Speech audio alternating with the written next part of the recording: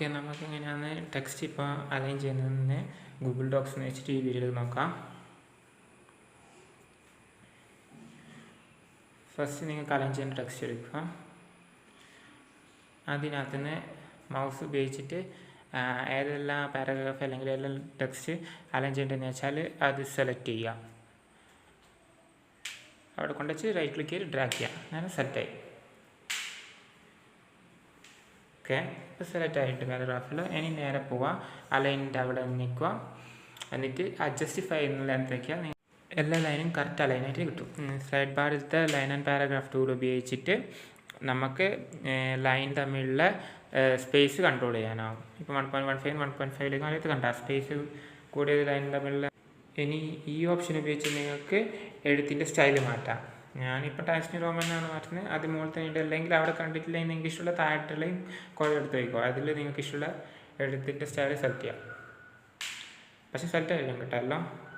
നിങ്ങൾക്ക് ഇതേപോലെ സെൻറ്റൻസിൻ്റെയും പാരഗ്രാഫിൻ്റെയും അല്ലെങ്കിൽ അതിൻ്റെ എല്ലാം സൈസ് കൂട്ടുകയും കുറയ്ക്കുകയും ചെയ്യാം.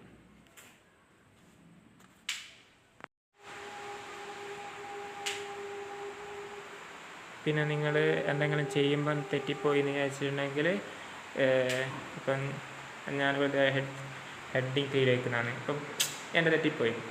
നിങ്ങൾ അത് ശരിയാക്കാൻ കിട്ടില്ല, ആണ്ടു എന്നുള്ള ടൂൾ ചെക്ക് ചെയ്താൽ ശരിയാവും. പിന്നെ റീഡു എന്നുള്ള ഇപ്പോഴത്തെ അതേ ടൂൾ തന്നെ വയ്ക്കാൽ അത് പോവുകയും ചെയ്യും, നേരെയാവുകയും ചെയ്യും. പിന്നെ ആ ബോൾഡ് ഇറ്റാലിക്കും എൻ്റെ എല്ലാമാണ് അണ്ടർലൈൻ്റെ എല്ലാമാണ് ഇത് ഉപയോഗിച്ച് നിങ്ങൾക്ക് ഇത് ഉപയോഗിച്ച് ലൈനെ ബോൾഡോ ഇറ്റാലിക്കോ അല്ലെങ്കിൽ അണ്ടർലൈനോ ചെയ്യാനാവും. പിന്നെ നിങ്ങൾക്ക് CTR നോക്കിയിട്ട് സെലക്ട് ചെയ്തിട്ടാകുമ്പോൾ ഓരോന്നിനെ വിട്ടിന് സെലക്ട് ചെയ്യാനാവും. ഇപ്പോൾ ഇതിനകത്ത് കാണിക്കുന്ന പോലെ CTRലേക്ക് മൗസിനും കൂടെ ക്ലിക്ക് ചെയ്യുക, ഡ്രാഗ് ചെയ്യുക. അടുത്തതും ക്ലിക്ക് ചെയ്യുക, ഡ്രാഗ് ചെയ്യുക. പക്ഷേ ഇടയ്ക്കുന്ന CTRൽ വിടാൻ പാടില്ല കേട്ടോ. അത് സെലക്ട് ചെയ്യുന്ന കിടക്കുന്ന അങ്ങനെ പോയി പോകും.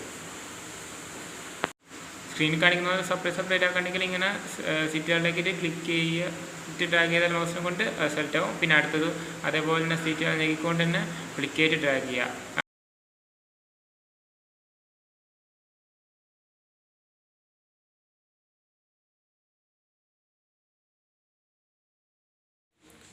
നിങ്ങൾക്ക് വേണ്ടി എല്ലാം വേർഡ് സെലക്ട് ചെയ്തിട്ട് മൗസിനെ ലെഫ്റ്റ് ക്ലിക്ക് ചെയ്താൽ നിങ്ങൾക്ക് കട്ടും കോപ്പിയും പേസ്റ്റ് എല്ലാം ചെയ്യാനാവും.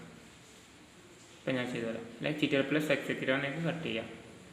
CTR+ V ഞെക്കിയിട്ടാകുമ്പോൾ നിങ്ങൾക്ക് പേസ്റ്റ് ചെയ്യാം. സെൻറ്റൻസ് സിമ്പിൾ കുറേ സ്പേസ് എടുക്കുകയും ചെയ്യാം.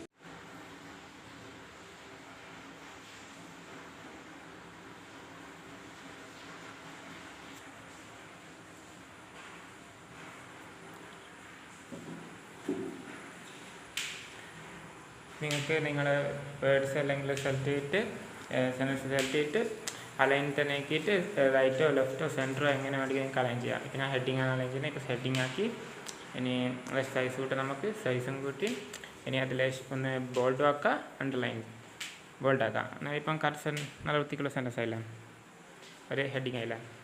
അല്ലെങ്കിൽ നിങ്ങൾക്ക് അവിടെ നോർമൽ ടെക്സ്റ്റിൽ പോയിട്ട് ഹെഡിങ് 1 ഹെഡിങ് 2 ഹെഡിങ് 3 ആക്കുകയും ചെയ്യാം. ഇതുപോലെ പറഞ്ഞതെല്ലാം മനസ്സിലാകാൻ വിചാരിക്കുന്നു. ഇതുപോലെ തന്നെ ഈ വീഡിയോ ഉണ്ടെങ്കിൽ ചാനൽ സബ്സ്ക്രൈബ് ചെയ്യാം. ഓക്കെ.